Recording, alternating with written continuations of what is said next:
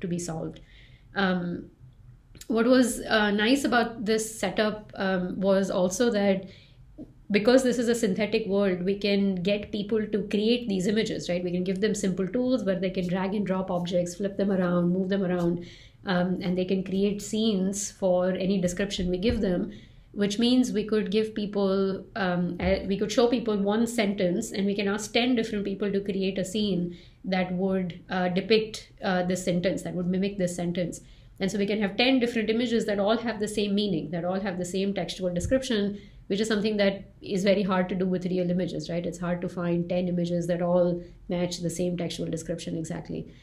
And so I thought this was awesome. I thought it was a great idea. I thought it was very exciting. I thought it would be fun to work with cartoon images.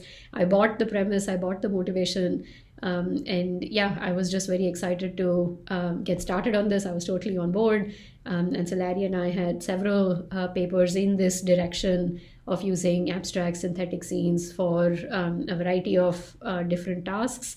Many of them were published at sort of the mainstream computer vision conferences. One of it was even an oral at CVPR 2013. Several other groups have since used our synthetic data sets. Even now, I still see papers on that. And so that I think was quite nice. And again, this wasn't about state-of-the-art results on existing benchmarks or anything close to that, right? So I think these are a few examples of the kinds of things I've worked on that, as I said, are not state-of-the-art results on existing benchmarks.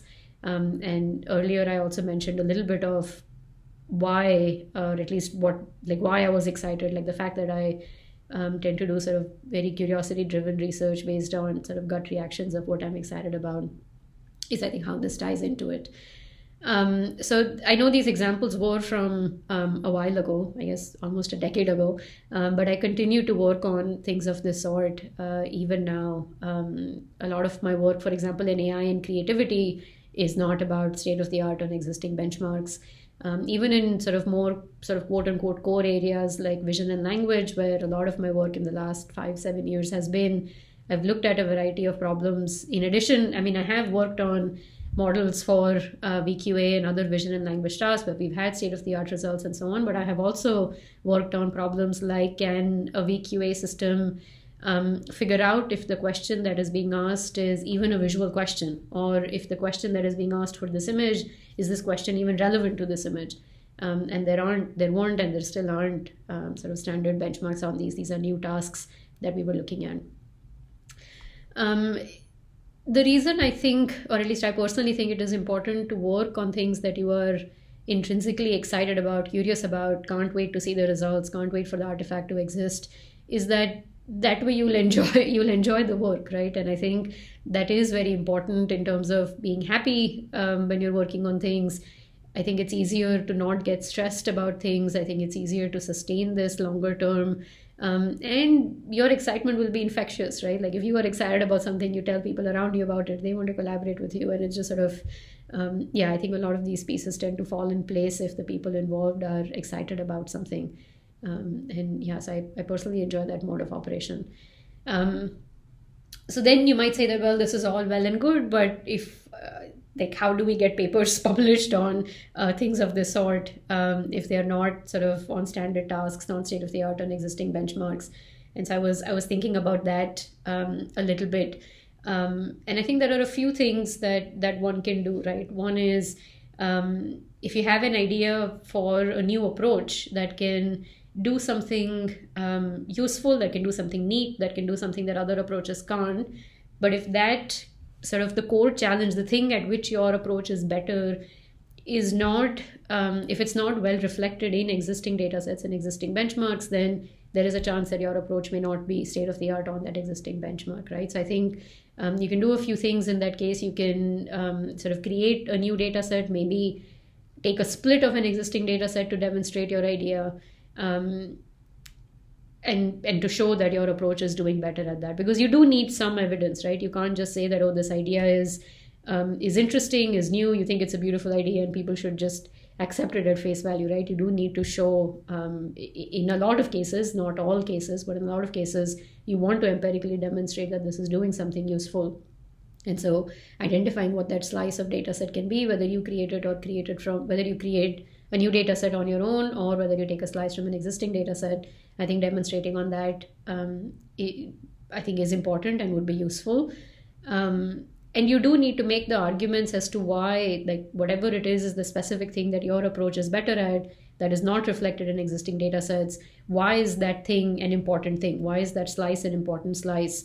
Did the existing benchmarks just miss it? Was the data collected in some weird way where that that challenge wasn't sufficiently represented? So I do think you need to make that argument and justify why this thing that your approach can do better is actually an important thing, right?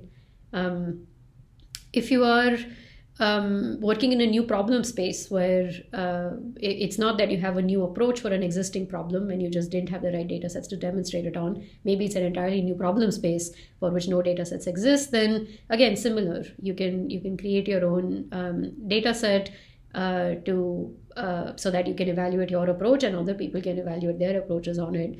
And again, you do need to talk about in the paper why this problem is an interesting problem, why this problem space is an interesting problem space, either from a research standpoint or in terms of applications it might enable.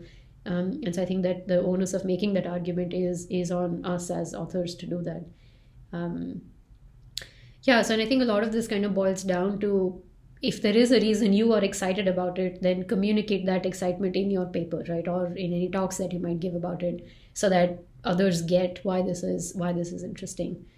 So I think my general advice is to pick problems that you are intrinsically excited about, but you do need to communicate this effectively externally. You need to tell other people why you're excited about it, get them excited about it. And I think all of this shows up in how you write the paper, how you might give talks on it, and so on.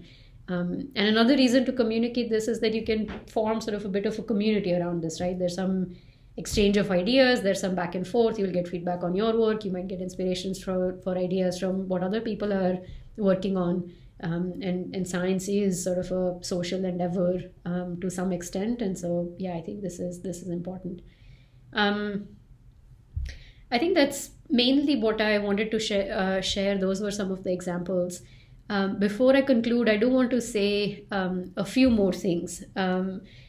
I feel like we often tend to pose this as that, these papers, all they did was they got state of the art on this existing benchmark, and instead I have this amazing approach that is so cool, that is so new, is so different, and sort of people aren't appreciating it as much. The paper is not getting in, while these other papers where all they do is get state of the art on existing benchmarks, those papers get accepted more easily. I do want to say that getting state of the art on something is not all that easy, right? We shouldn't think of it as, all they did was they just got state of the art. I do think that is challenging. I think that is important. That's how the field moves forward. And so I think that work is valuable, but I think these other things are also valuable. And so, I think it's important to work on those, communicate it to the community as to why it's exciting. And I think that would be good. I also want to say that I don't know if I fully agree with this sort of framing where if you don't have state of the art on an existing benchmark, then it's just really, really hard to publish a paper, or it's nearly impossible to get a paper published. That hasn't been the case in my experience. What I suspect is that oftentimes when papers get rejected for not having state of the art results on existing benchmarks, it might also be the case that there wasn't something interesting in the approach either, right? So it can't be that the approach isn't interesting, the results aren't all that exciting, and we're still saying that, why didn't this paper get published, right? There has to be some nugget of interestingness that the community can benefit from that is worth communicating. And so, I feel like in my experience, if there is an interesting nugget, if it has been communicated in the paper as to why it's interesting, why it's exciting, why the community should care, I think papers do have a decent shot at getting accepted. It's not guaranteed, obviously, it's not 100%. But I feel like it's not, I'm not as pessimistic as some of the rhetoric that I hear in conversations with people. And in fact, I have, at least again, in my experience, I have found that the community is often excited about new things. I feel like people find it refreshing. They're excited to see this different way of approaching something, or a new problem, or a new perspective, a new take on something. And yeah, I think people are often appreciative of it. I will say that some of the weirder papers that I have did often get bimodal reviews, where some reviewers say that this is a strong accept, and some reviewers say this is a strong reject. And yeah, so I do see that bimodal reaction, but I feel like there are enough people in the community who do get excited about these things, and so I'm not quite as pessimistic. And finally, I want us to remember that we are the reviewers, right? It is the same set of people who are writing papers, that like the community that we are in, the authors and the reviewers are the same set of people. So it is interchangeable roles. And so when we often have this framing of like, oh, they don't get what I'm doing, or they don't accept my papers, or they don't realize what's important, the they is us. Like we are the people who are writing papers and reviewing. And so I think we should keep that in mind. And I think workshops like this help with being able to engage in that conversation more productively. So I think that's all I have to share on this. I hope this was useful, and if there are any questions, if anyone wants to talk about this more, feel free to reach out to me. Thanks.